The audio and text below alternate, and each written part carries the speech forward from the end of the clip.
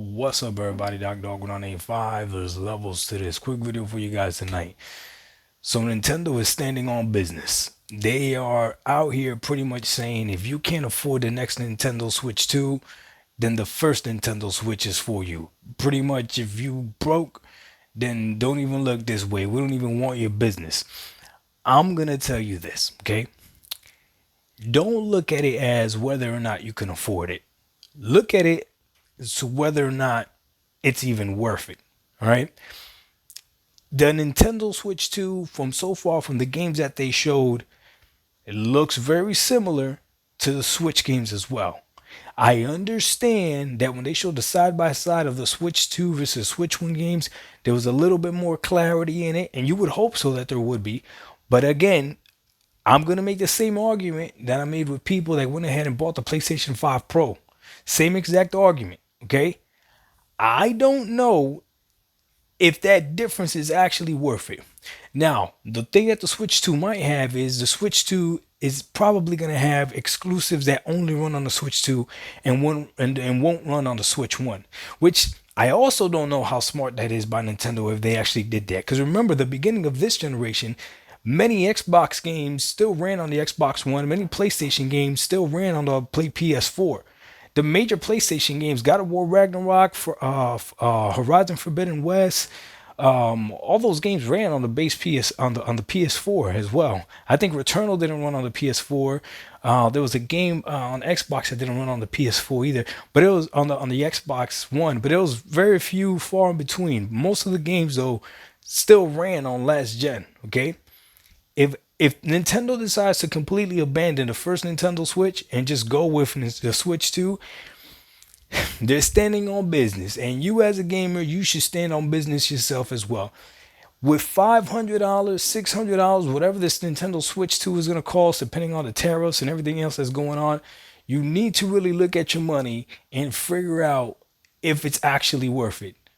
You really do. Now, if you want to be a blind loyalist, hey man, that's up to you. If you want to be, if you're one of those people that has to have it, that's up to you. I'm gonna tell you right now, don't look at the people like me that are on YouTube and actually get this Nintendo Switch 2.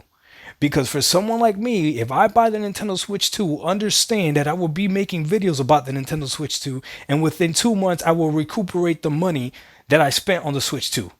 I'm being 100% honest with you. So when you see your favorite content creator or whatever or influencer, if they buy the Switch 2 day one, understand that they're recouping that money by making content about it. So don't be stupid and think and get that FOMO and think that you're gonna do the same thing. No, when you spend that $500 or you spend that $600 or whatever this thing is gonna cost, or $450, whatever, you're really spending money on this hardware that I hope you use. They're not even giving you an OLED screen. OLED screens are old now. Everything got an OLED screen on it. And they're not even going to put an OLED screen on this for what? So that 2 years from now they go ahead and drop another Switch 2 with an OLED screen on it. You know they're going to do that with a better battery life. Listen. All I know is this statement that Nintendo made talking about if you can't afford it, if I can't afford it, no, how about your product is not worth it? Your product is not worth it. An $80 game right now? Nah, homie. Nah. It's again, you can argue with me all you want. I've actually met people at work that told me that they're willing to pay $100 for a game because they already pay $100 for a game. Listen, that's up to you. And you know what? That's perfectly fine. These people exist. There are people out there that actually spend a lot of money on clothes, more money than I would ever spend on clothes, more money than I would ever spend on a car, more money than I would ever spend on a house. And it's not just because they got it, because there's people that got it that still don't spend that same amount of money.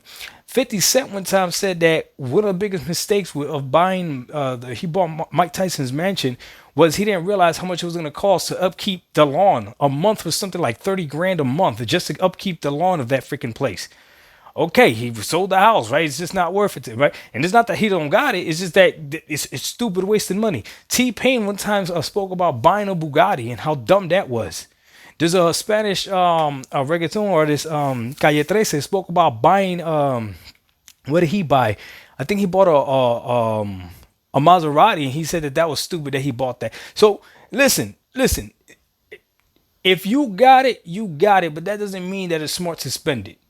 I'm just being honest with you. Nintendo better prove themselves, and I don't know what I've saw from the Switch 2 so far. It's cool, right? But it ain't nothing revolutionary. That camera look trash. That chat thing look trash. $80 games trash. Nintendo, the one company that you thought was actually gonna be physical, right? It's actually a digital code track. Like maybe they're getting too cocky. Maybe I'm wrong though. We'll see what happens. Doc Dog 1985. There's levels to this. Hey, they double down though. If you can't afford it, don't buy it. I'm gonna add to that. If you can't afford it, don't buy it. And if you don't see the worth in it, don't buy it. I don't see the worth in it. Facts. We out. Peace.